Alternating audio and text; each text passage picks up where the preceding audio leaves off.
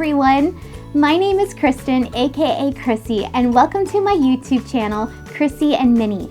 And I'm really excited to welcome you to Magical Story Time at Krissy's Corner. And today we're going to be reading a wonderful story. It's a little golden book classic, Walt Disney's Mickey Mouse and His Spaceship.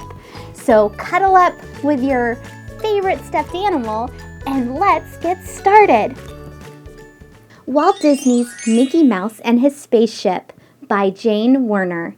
Illustrated by the Walt Disney Studio and adapted by Milton, Banta and John Ushler. "Listen to this," said Mickey Mouse as he read from the evening paper. "Big contest, $50,000 prize for first round trip to moon." "Oh, Mickey," cried Minnie Mouse. "Think how dangerous it would be." "Think how wonderful it would be," cried Mickey. "I hope Donald Duck and I can get our spaceship finished in time." Mickey and Donald sped up the work on their spaceship. They were building it in an old factory at the edge of town. "Be sure not to mention this to anyone, Donald," Mickey said in a serious tone. "There will be plenty of people trying to get that prize." Donald promised, but he ran into Goofy the very next day. "Coming to my birthday party next week?" asked Goofy. "I don't know," said Donald smugly. "I might be on my way to the moon then." Donald didn't notice the tough-looking fellow nearby. Peg-Leg Pete had heard everything.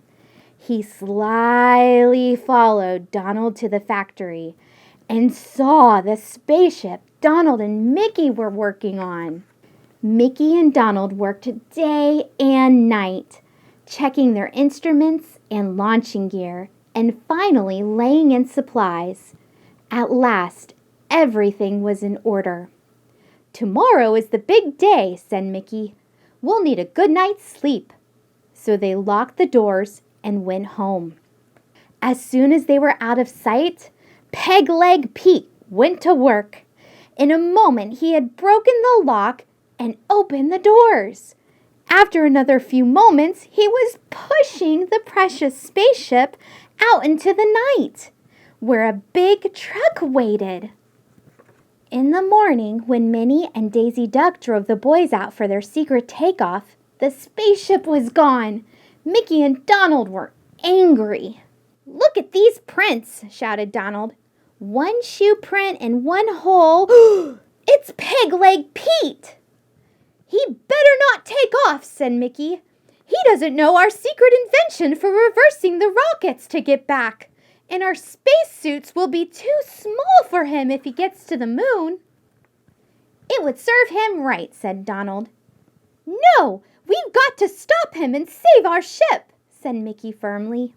So away they sped in the car, following the path of the truck up the twisting mountain road. When they came to a stop on the hidden flying field, the spaceship was standing poised for flight. Peg-Leg Pete was nowhere to be seen. "Let's get in and start it up," cried Donald. He and Mickey quickly climbed aboard.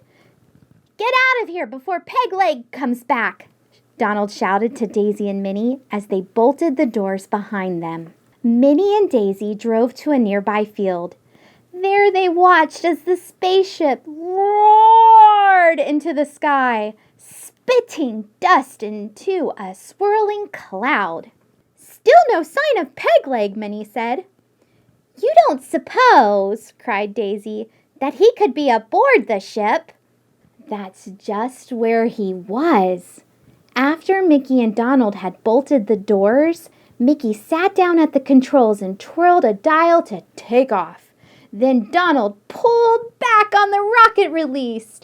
With an ear-splitting roar, the spaceship lurched forward and they saw Earth dropping away.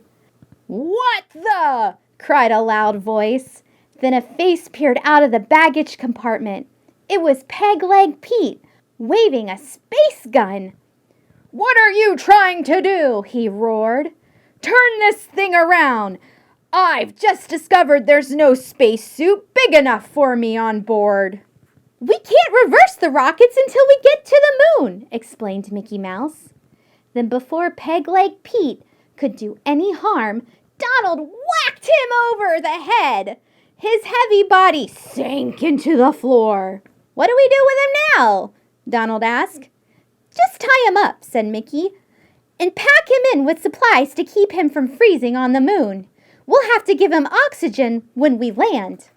When the cold, rocky landscape of the moon loomed up ahead, the two explorers were ready in their spacesuits. With a thump and a bump, the spaceship clanked to a stop.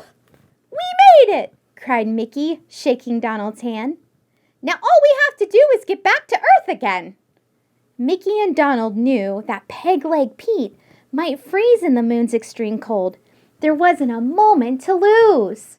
With a sure touch, they twisted the screws and tightened the bolts of the rocket reverse and hurried back to the ship. Wait! Cried Donald at the last minute.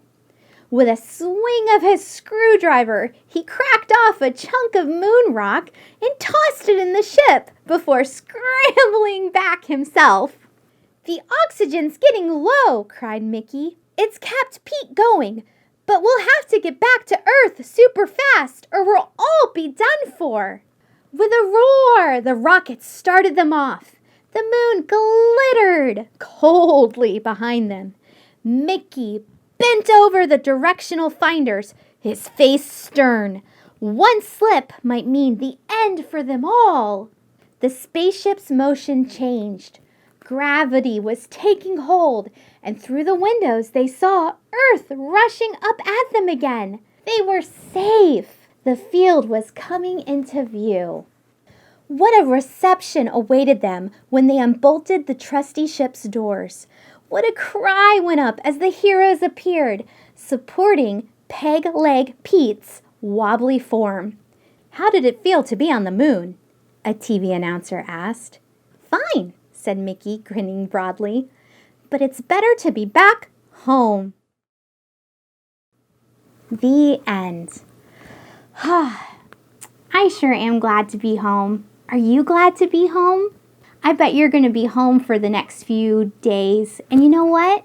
That's an exciting thing to do, is to just be home and be with your family. I want to thank you so much for joining me tonight for Magical Storytime at Krissy's Corner. Now, I have something really exciting to share with you. I'm going to be giving away this book to a special winner, and all you have to do is comment below your favorite part about tonight's book. And then the next day, I'm going to have a drawing, and then I will announce the winner and reach out to you so that I can get your address and I will mail this book to you in the mail. Thank you so much for joining me tonight. Once again, my name is Kristen, aka Krissy, and this is my YouTube channel, Krissy and Minnie. Thank you for joining me at Magical Storytime at Krissy's Corner, and I will see you real soon.